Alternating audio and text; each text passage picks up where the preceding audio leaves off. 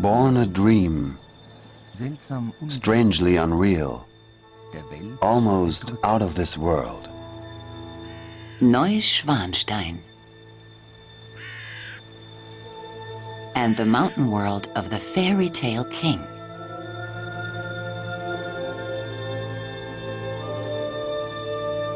An eternal mystery I want to be, to myself and others. A king as mysterious as his castle in the mist.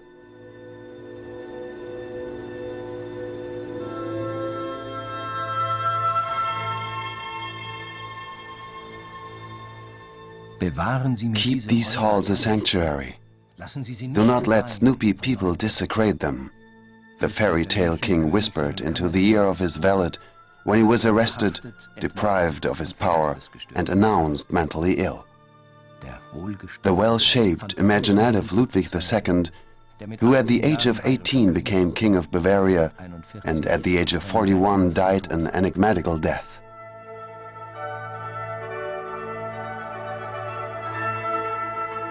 In the elevated seclusion of his fairy tale castle, he celebrated an ideal kingship. Today, tourists from all over the world come to visit.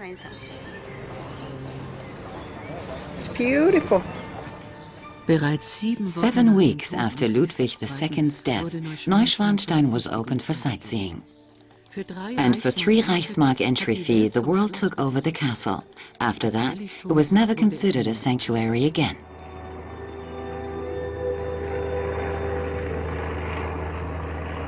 What is so special about Neuschwanstein? Why do thousands of pilgrims visit the castle daily? The king knew the answer. It is one of the most beautiful spots to be found. Sacred and unapproachable.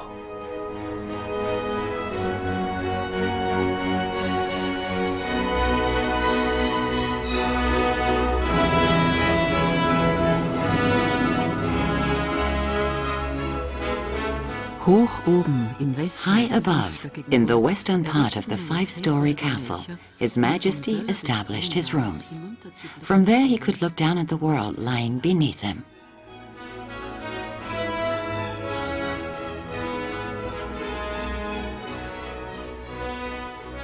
The jagged castle seems to be growing out of the mountain ridge like a crystal. Fellow like the rocks, manifoldly like nature, and protruding everything, like a crown.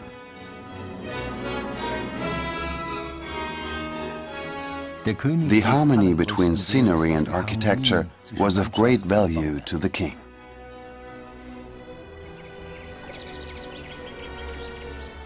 From childhood on, Ludwig was impressed by the majestic swan and the myth of the Swan Knight.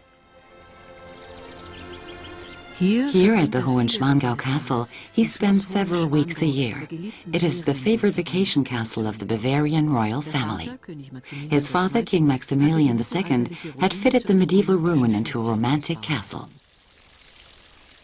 Within sight, but higher, Ludwig's Neuschwanstein later originated. Here is the Prince and Gentleman building. This is where 10-year-old Ludwig and his smaller brother Otto were accommodated. And here it is all about food and beverages. This was the kitchen.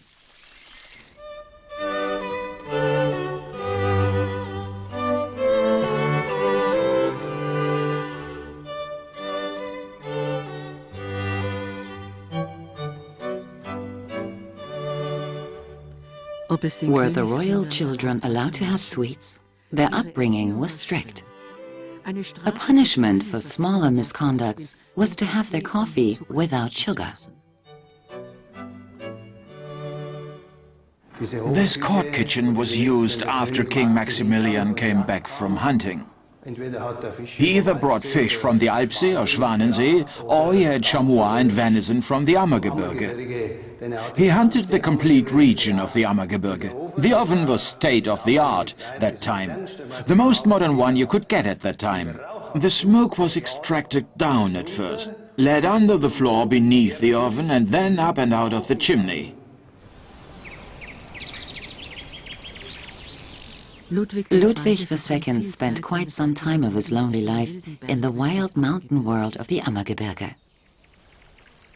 His father had discovered this region for himself, and his unloved Prussian mother, an early alpinist, also loved the mountains. From childhood on, Ludwig was familiar with these mountains. With splendid horse carriages, the young king rushed speedily over the mountain roads his father had built and made grand rests, often lasting several days in his father's hunting cabins.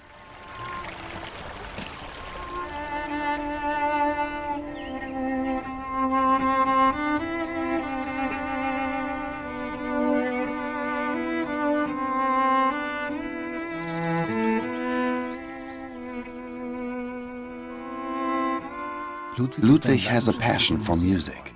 Poetical impressions, deepened musically, have an unusual, stimulating effect on him. He was not musical. Music in a compositional form did not attract him. He loves the interconnection of moods and thoughts that music awakes in him.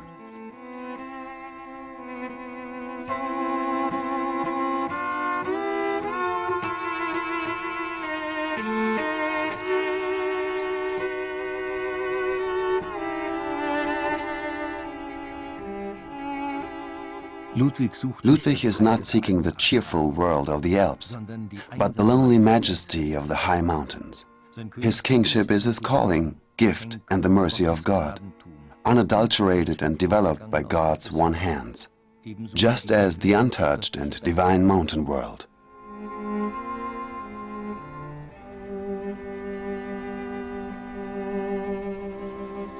The king was here quite often, right here. He looked for strength in nature, and he looked for fulfillment. But in the end, nature alone is not the answer, because nature even deepens the yearning for fulfillment. And this yearning is finally fulfilled with the work of art and music. And with all of this combined, a person can live in harmony. A harmony within oneself, maybe. And this is what we all are looking for, and probably the king also.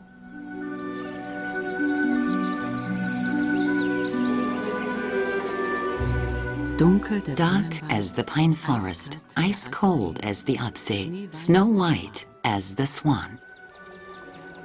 The king sensed the life in and around nature as a soothing, especially the German forest. Not an architect, but a painter created the romantic grounds of Neuschwanstein. Domenico Quaglio, King Maximilian's former art teacher. The picturesque views of nature had an effect on little Ludwig, as well as the insides of the fairy tale world of the sagas. The Swan Knight is his favorite hero.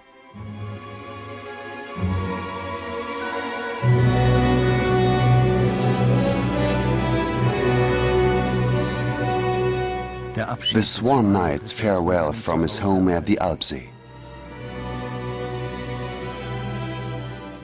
The Swan Knight's fight against a slanderer.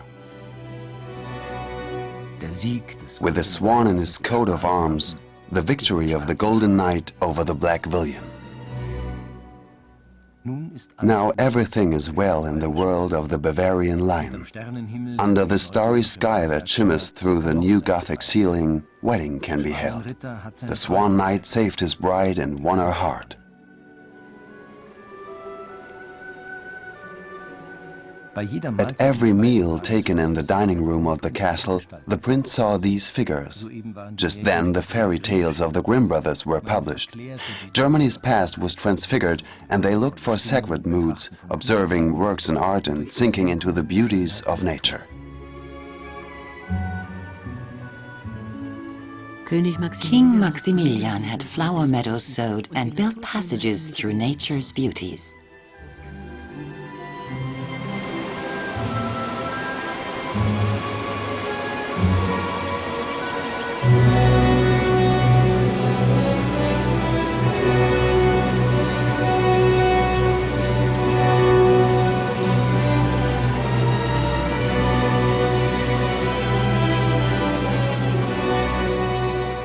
For the Romantics, the roaring Lech Fall was the epitome of heroic scenery, an adorable natural phenomenon. Sankt Magnus, an early Christian missionary of the region around Füssen, was distressed by the gorge, though. Max Holzmann knows the stories about the saint who had to flee from several Gentile natives of the Allgäu. Now we are coming to a real special spot. Here you can see a footprint. At first we did not really know what it is, but there is a legend about it. In fact, Magnus jumped over the Lech in his distress, and this is where he landed. And so we call this footprint the Mangentritt. Close to the spot where the footprint of the saint shows on the rock, King Maximilian built an iron bridge, the so-called Maxsteg. Ever since then, daring is no longer a matter. The city thanked him by dedicating a portrait bust. After all, the presence of the royal family drew many summer tourists to Füssen. The Königswinkel is part of the eastern Allgäu and lies directly at the foot of the steep rise to the Alps. One passes the royal castles on the direct way from Munich to Fernpass, which is very close to Füssen.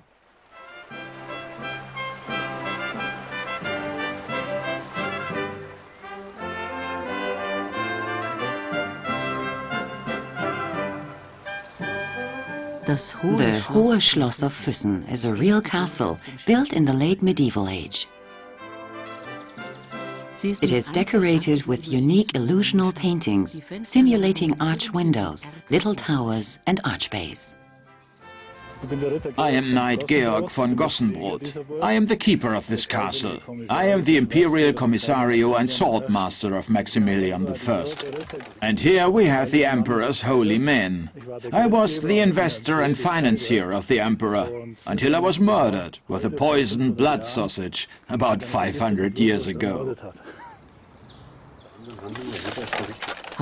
Today we emphasize the funny side of the medieval age, human weakness and everyday life.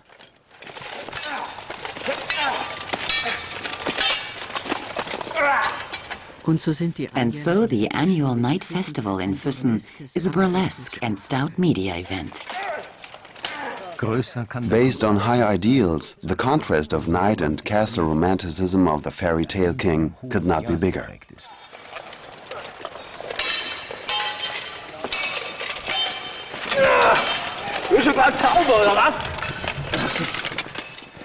As Füssen was very close to the Fernpass, all German emperors of the medieval age traveled through Füssen.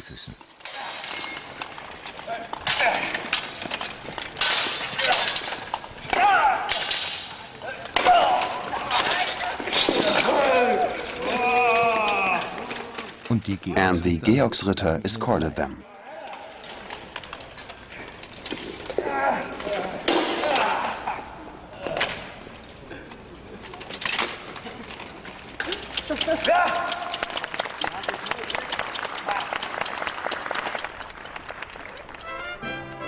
The Hohe Schloss of Füssen lies on a flat hill on the banks of the Lech. It had repelling walls and very few windows to the outside, which was common for a real medieval castle.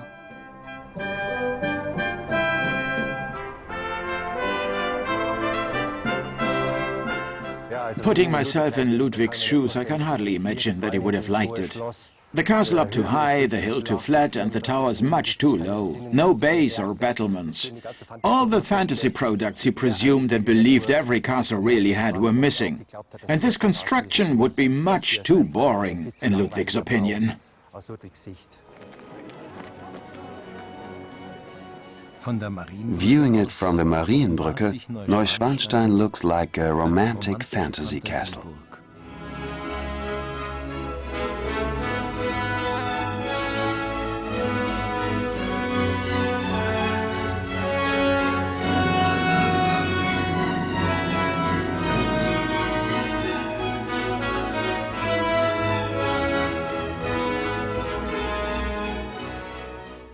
Built over 2 stories, the throne hall. Golden stars spread on the blue symbolized the heavenly sphere. The luster in form of a crown. the king seeing himself as an intermediary between heaven and earth.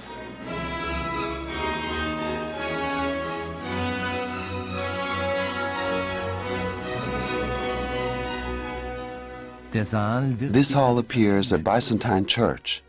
The alcove, situated grandly above the staircase, does not include an altar, but the throne of the fairy tale king.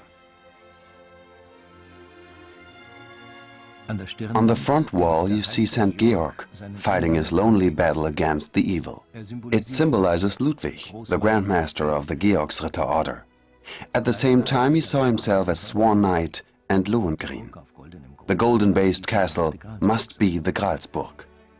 Ludwig wanted to enthrone here in peace and quiet. Amidst the holy, historical kings and faithful to his godly order, he wanted to sink into his self-created fantasy world. No ceremony was planned. No man should be present.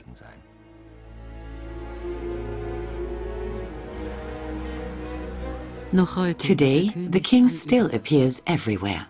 The sympathy towards him even increased after his death. The life of the king was very tightly linked to the independence of Bavaria. After his downfall, the kingdom fell as well. Bit by bit, Bavaria lost its sovereignty and finally became a part of the German Reich. This may explain why the musical theater Neuschwanstein has so many visitors and advocates, because here he lives on.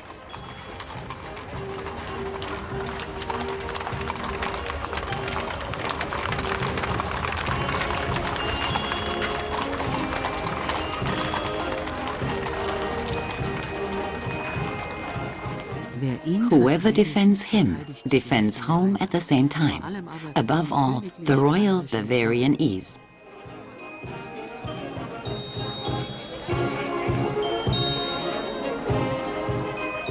Freed of his ongoing toothaches he has had his entire life, the king is more affable than ever. Having lost his excess weight and the stiff, majestic gestures that accompanied it, he appears youthful and relaxed. He is striving towards a new fantasy world, which will guarantee an even higher perfection than his already built dreams. The musical world.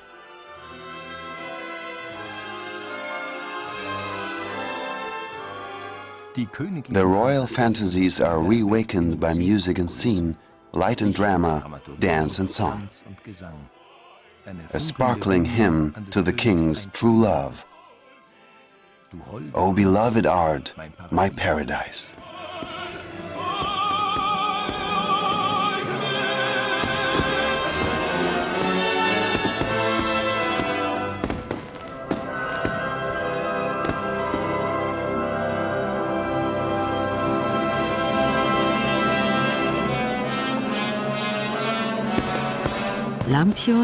Every year his birthday is celebrated with decorated boats and ship cruises to end in a firework. The music theater is opposite the fairy tale castle on the banks of the Fortensee. A festival for the senses, in the sense of the king. If Ludwig II lived today, he would be in Hollywood making films next to Spielberg and George Lucas. Virtual worlds realized. Richard Wagner would have composed the music for him. And Semper would have built a cinema for him.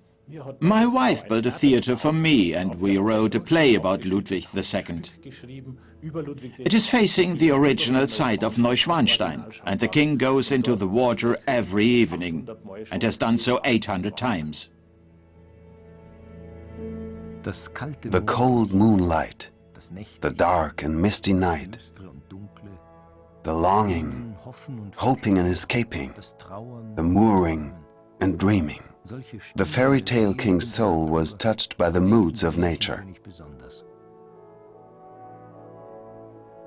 For the owls, he was a child of the night, liable for dreams and death. The night is the fruitful womb of revelations. The words of Novalis fit the king just as well.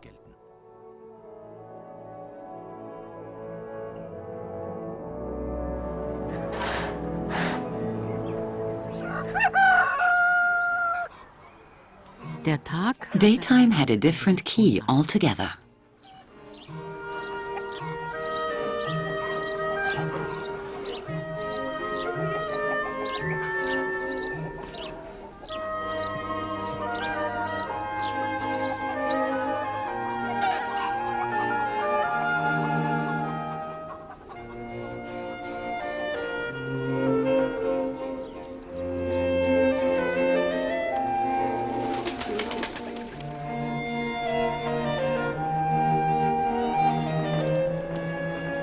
On Wurmfeiertag, pilgrims of the parsonage of Waltenhofen meet in St. Koloman. The saint is the guardian against worms and viruses that could harm fruit, grain, and cattle.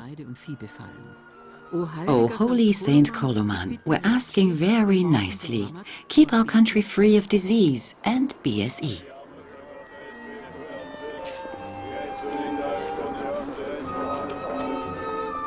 The common people should remain loyal to their Catholic belief. With the comforting promises of the kingdom come the miracles and sacraments. To us, it cannot be satisfactory, Ludwig wrote. The king sinks into the gloomy world of the gods of the Germanic sagas. In the seclusion of his castle, he feels as though he is the Grail keeper and needs to protect the world down there from evil. Almost like Saint Koloman.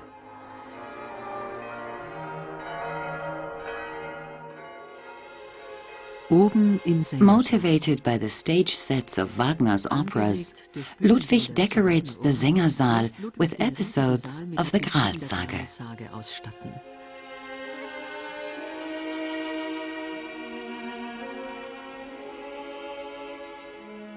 Gloomy splendor, blazing colors, overabundance, burdening forms, Wagner's overdoings, salvation and eternity. Lucifer and God's angel. It caught the rock that dropped out of the devil's crown at the devil's downfall into hell. Life, love and light, the good, can only be obtained for mankind if there's always one to watch over the Holy Grail. It is carved out of Lucifer's rock, and the legend says that Christ drank from it at the Last Supper.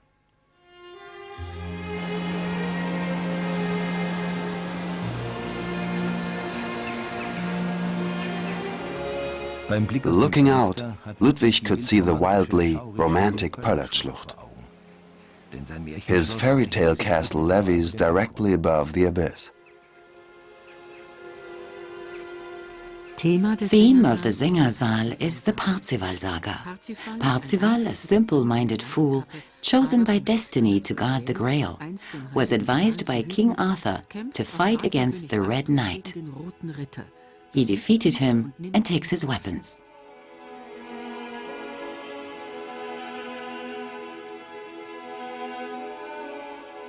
Parzival was privy into the secrets of the Holy Grail and came to know the knightly virtues. Above all, loyalty, moderateness, and steadiness. Knightly he defends Count Viramur, marries her, and becomes the father of Lohengrin, the Schwanenritter. His bark is pulled by a swan. The hero is ready to prove himself to the world.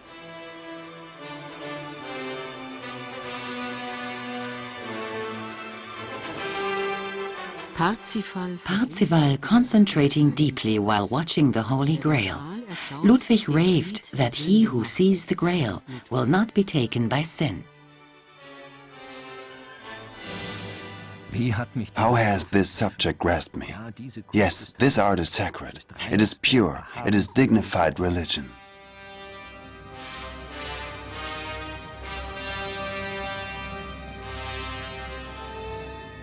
The gods are amongst us, high above and closed in heaven's air.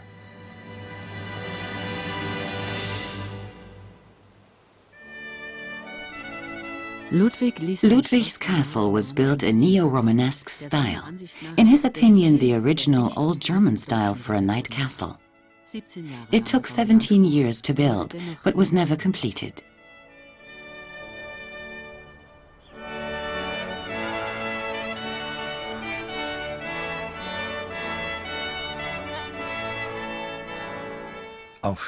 Elevated, surrounded by heavenly air, the view is truthfully royal. New Gothical stepped gables, Old German framework and Renaissance-like bays left a mark on Hohenschwangau. Baroque-style wrought ironwork decorated the royal coach sheds and hunting motifs on the Gründerzeitlich mansions and first hotels. König Maximilians hunting trips were famous, where at that time royal escorts and his friends were accommodated, hotel guests lodge today, with a view of both royal castles. Ludwig used to rave, "The castle of Hohenschwangau is heaven on earth, which I will populate with my ideals and live happily ever after." He loved to swim in the cold water of the Alpsee. He was a good and strong swimmer.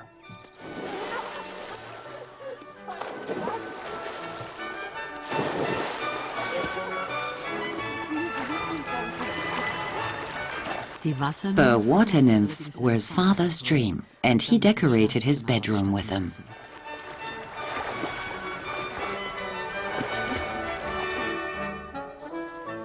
Ludwig moved into this room after he became king. When the foundation of Neuschwanstein was laid in 1869, he would watch the construction from there with binoculars.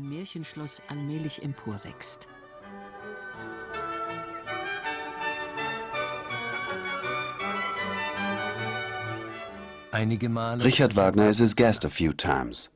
On a small piano he plays his compositions to the king and has horns blowing Lohengrin's Morgengruß from the towers of the castle. The king is enthusiastic and raves, "We are sipping blissfulness from chalices."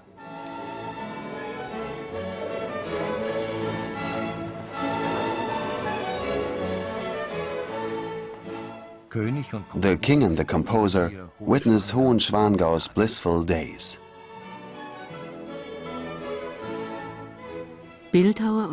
Sculptors and painters had given the Nibelungen and all the other Germanic sagas body, attitude, and expression. But Wagner was the first to put the world of Germanic sagas to life and added sound to it.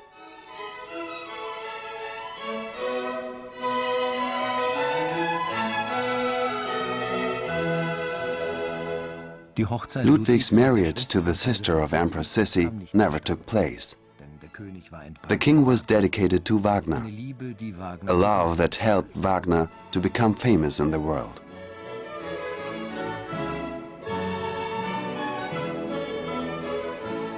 Ludwig lived up to the moralities of his era and put all his love into music, theater, and art.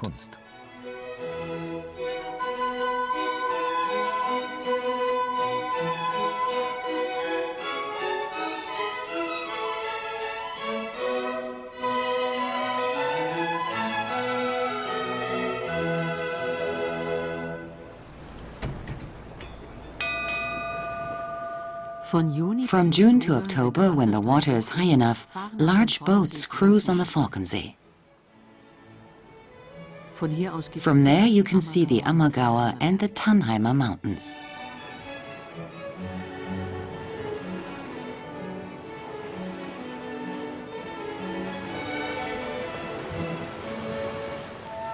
The lake is an artificial dam constructed in the 50s to prevent flooding. Its biggest attraction today is the musical theater, and Martin Jäger is the king of desserts.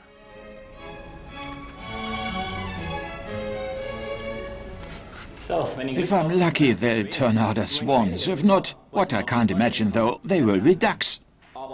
But our people here want swans, the king's favorite dessert.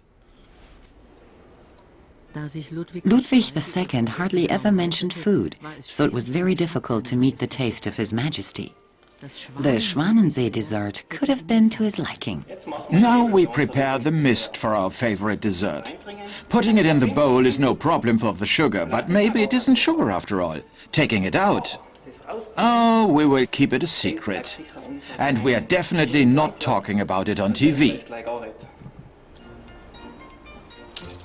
He is taking a special dough for the swans and fills it with vanilla cream made of egg yolk, powder sugar, and fresh vanilla. Then it is mixed with whipped cream, pear schnapps, and pine seeds.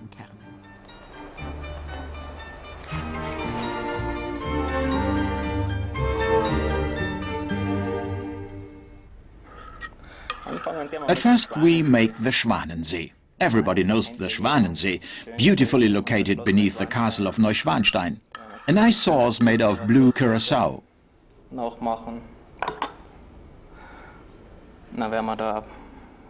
Now we add a few waves.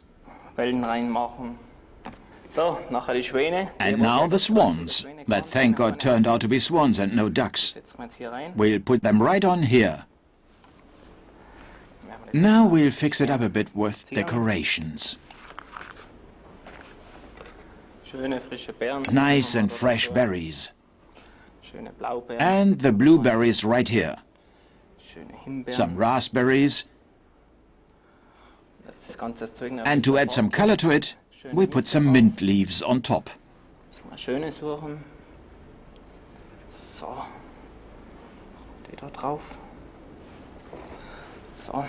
Put these on top and whiten the swans. And now it's time to place our secret over it. Our Schwanensee in the mist.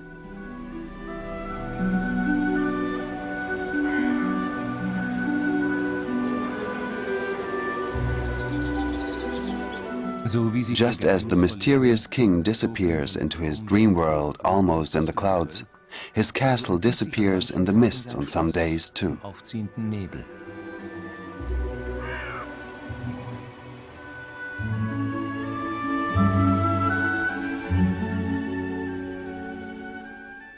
The rocks seem to come out of nowhere when their 2,200-meter peaks rise through the mist.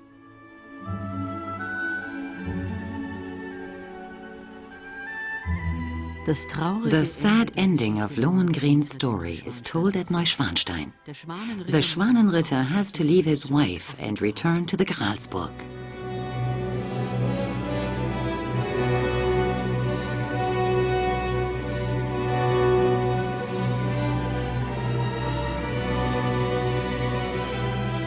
Ludwig knew the Lohengrin story by heart. It touched his own life from time to time.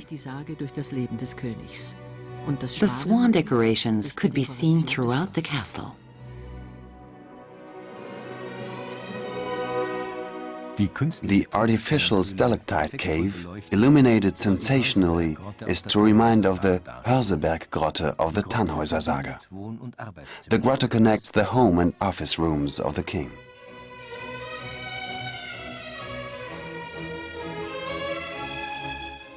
Never liking his official duties, but being conscientious about them, he lets Pegasus inspire him. He lets his servants take the paperwork to the officials to avoid a direct contact with them.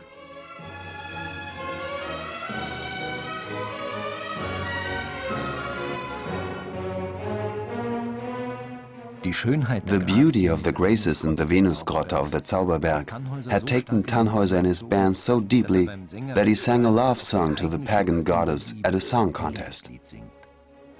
The knights are disgusted, and the Pope does not grant the absolution. And so Tannhäuser returns into Venus' arms.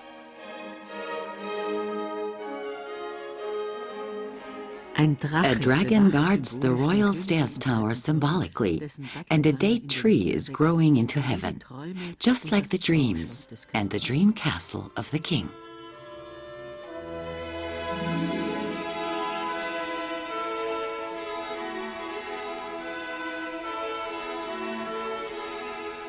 The landscape architects Karl August Skell and Peter Joseph Lenné worked for Ludwig's father before and artificially created the park at Schwanensee.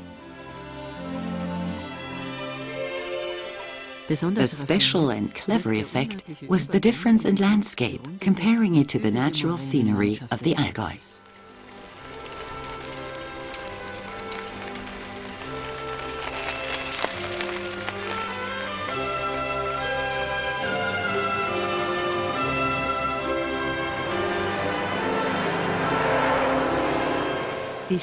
The route at the Königswinkel is a feast for the world's best in biking. The racing cyclists share their speed desire with the king, who loved to race.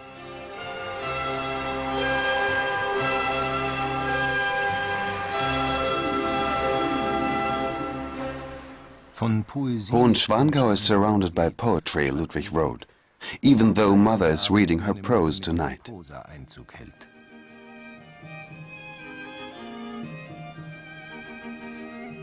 Marie von Preußen lives on the first floor. The relationship to the son was problematic. He hated her unsympathetic way of speaking. Later in years, he likes to stay out of her way and calls her a Prussian bearing machine.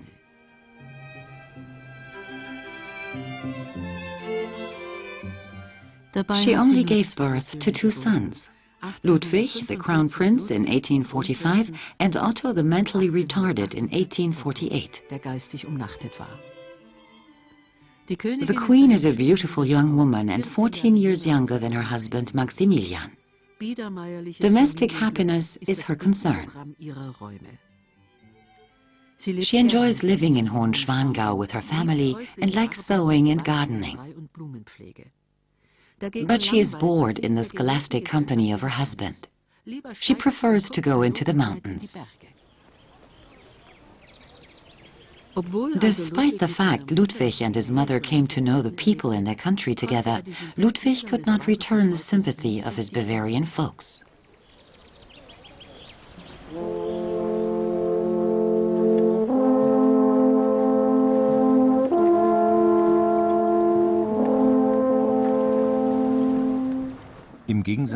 Unlike the steady people of the Allgäu, honoring their countryside with a song and taking care of their land and cattle with patience and love, His Majesty was inaccessible, unapproachable, living in another world.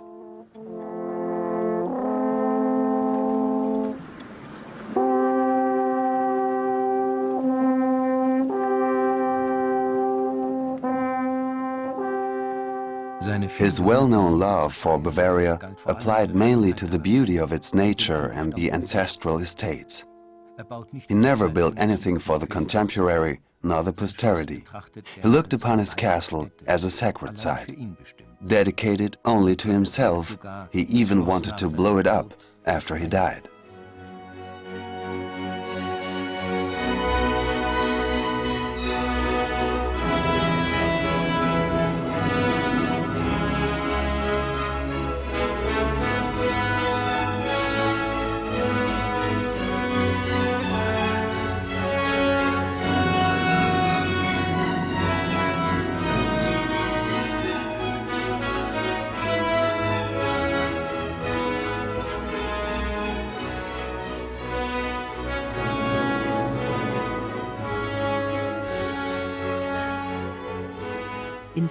In the privacy of his bedroom, the most intimate spot of the unrealistic Ludwig, in his royal blue sanctum, fate caught up with him.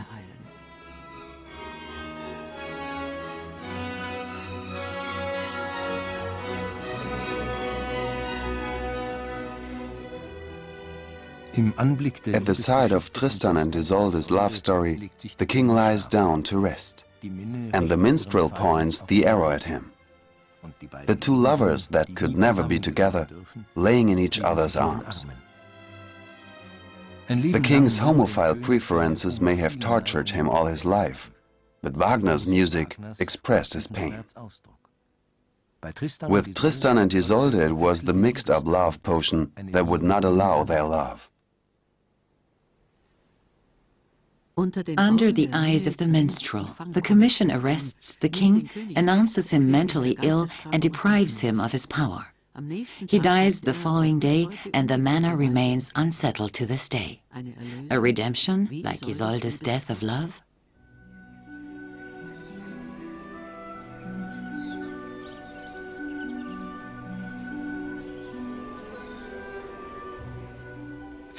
Maybe Ludwig II was the last real king.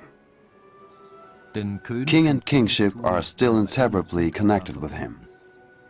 As he lost his independent monarchy, so did his country. And it is now part of the myth of Bavarian sovereignty.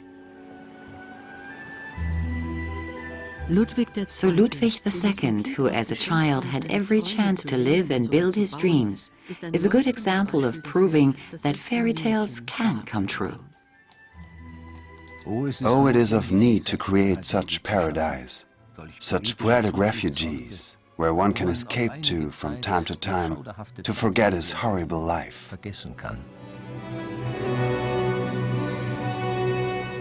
Neuschwanstein and the mountain world of the fairy tale king are part of a complete works of art, put on stage by nature and Ludwig II.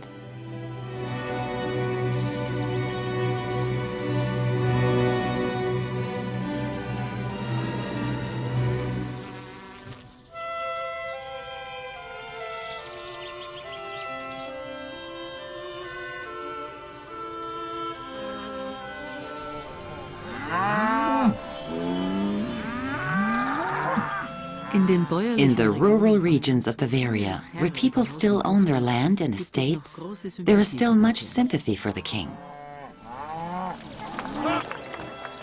And the millions that come to visit admire him for staying true to himself until he died.